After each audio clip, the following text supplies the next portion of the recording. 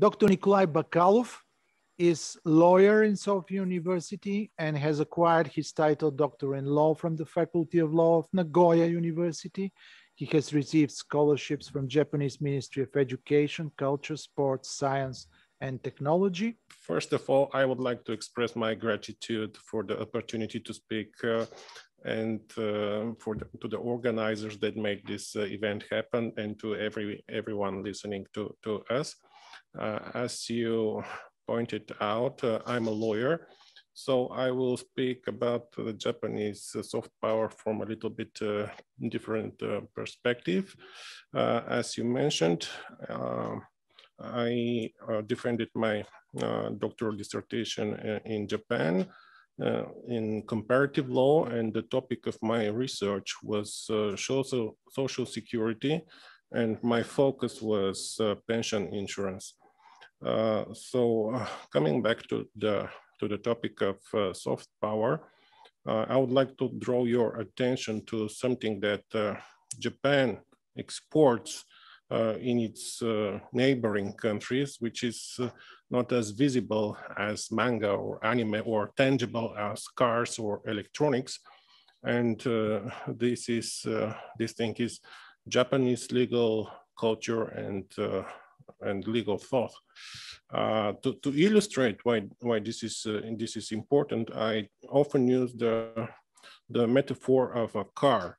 If we compare a country to a car, then the economy of the country is like the engine of the car. If it works, the car will go ahead.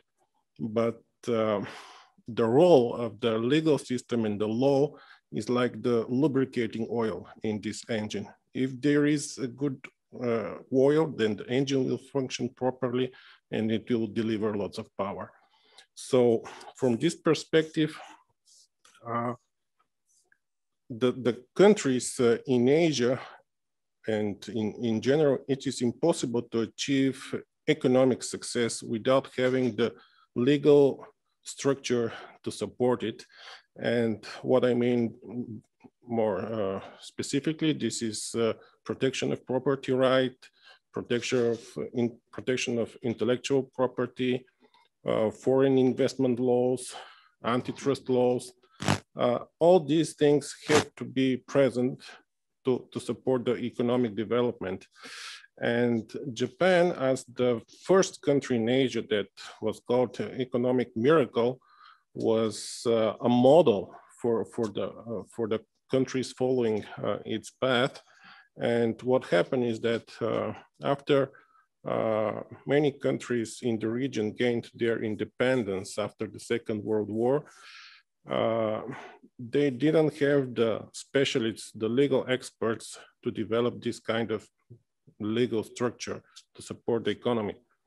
So they had to send them to abroad to study and to specialize in different fields. And naturally, Japan was one of their favorite destinations.